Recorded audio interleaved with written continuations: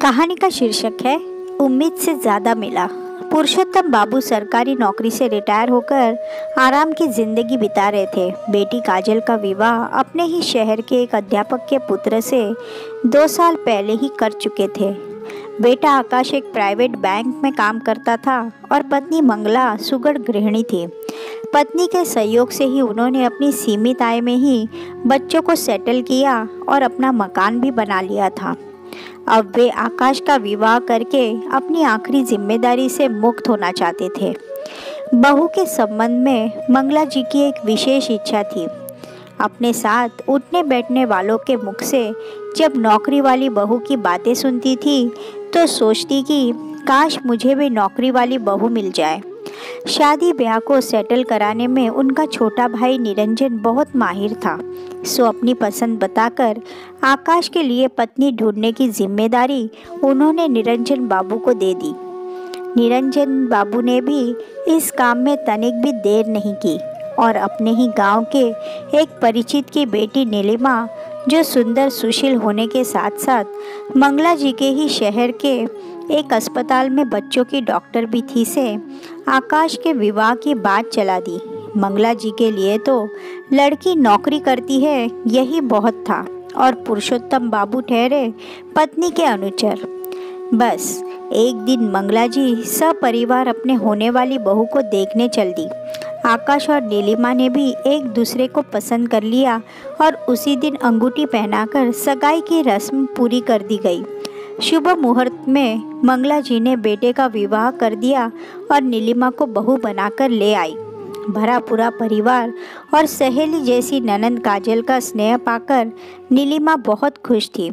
विवाह से पूर्व ही उसने अस्पताल से 1 महीने की छुट्टी ले ली थी, इसलिए अपने पति और परिवार वालों के साथ समय बिताने का उसे पूरा मौका मिल गया था। कुछ दिनों बाद काजल अपने ससुराल चली गई और आकाश भी अपने काम पर जाने लगा। नीलिमा सास के पास बैठती, उनके काम में हाथ बटाती और उन्हें अस्पताल के किस्से सुनाकर उनका मन बहलाती। उसने भी तो ऐसे ही ससुराल की कल्पना की थी जो उसे मिल गया था। मंगला जी तो इतनी खुश थी कि अपने पति और रिश्तेदारों को कहती रहती कि मेरी तो अब सारी उम्मीदें पूरी हो गई है। 1 महीने की छुट्टी खत्म होते ही नीलिमा अस्पताल जाने लगी। जाने से पहले वह सास ससुर का नाश्ता, दवाइयाँ, फल, दूध आदि सब तैयार कर जाती। कुछ रह जाता तो अस्पताल से घर के नौकर को फ़ोन करके पूरा करने को याद दिला देती थी। अस्पताल से आने पर भी सारे काम पर उसकी बराबर नज़र रहती थी, लेकिन पहले जैसा सास के पास अब वह बैठ नहीं पाती थी। कभी कभी तो उसे शनिवार को भी अस्पताल जाना पड़ जाता था और यही बात मंगला जी को खलने लगी। मंगला जी को उम्मीद थी कि अस्पताल के काम के साथ साथ नीलिमा घरेलू बहू की जिम्मेदारी भी निभाएगी, लेकिन ऐसा करना नीलिमा के लिए तो कतई संभव न था। उसके मरीज छोटे छोटे बच्चे थे जिन्हें देखना उसकी प्राथमिकता थी। बस इसी बात पर मंगला जी ने अपनी बहू से दूरी बना ली। उसके कुछ पूछने पर हाँ हो कह देती, यहाँ तक कि बेटी को फ़ोन करके कहती कि मेरी उम्मीदों पर तो पानी फिर गया। एक दिन निरंजन बाबू बहन से मिलने आए तो उस पर बरस पड़ी कि तूने तो मुझे ठग दिया। दूसरों की बहुओं को देखो और एक हमारी है। निरंजन बाबू ने अपनी बहन को बहुत समझाने की कोशिश की, लेकिन मंगला जी तो बस काजल अपनी भाभी को बहुत अच्छी तरह से समझती थी, इसलिए एक दिन उसके अस्पताल जा पहुंची। बरसात के मौसम में तो छोटे बच्चे जल्दी बीमार पड़ जाते हैं। यही वजह थी कि नीलिमा के केबिन के बाहर बच्चों की अच्छी खासी भीड़ थी। बड़ी मुश्किल से नीलिमा ने काजल से मिलने के लिए 5 मिनट का समय निकाला। हाल चाल पूछने के बाद नीलिमा ने आने का कारण पूछा तो काजल टाल गई। बोली, यूं ही आपसे मिलने को दिल किया कहकर वहां से लौट आई। उसने अपने पिता को फ़ोन करके कहा कि भाभी दिन भर बच्चों की सेवा में लगी रहती है, और माँ है कि उनकी तुलना दूसरों से करके बेवजह कुढ़ती रहती है, जो उनकी सेहत के लिए ठीक नहीं है। और यही हुआ। मंगला जी का ब्लड प्रेशर लो हो गया। घबराहट, बेचैनी के काले सायों ने उन्हें घेर लिया। आकाश ने तुरंत डॉक्टर को फ़ोन किया। चेकअप करने के बाद डॉक्टर ने उन्हें फुल रेस्ट करने और तनाव मुक्त रहने की सलाह दी। नीलिमा ने अस्पताल से 3 दिनों की छुट्टी ले ली और सास की देखभाल में जुट गई। बहू की सेवा से मंगला जी के स्वास्थ्य में तेजी से सुधार होने लगा। उसी समय निरंजन बाबू बहन से मिलने आए।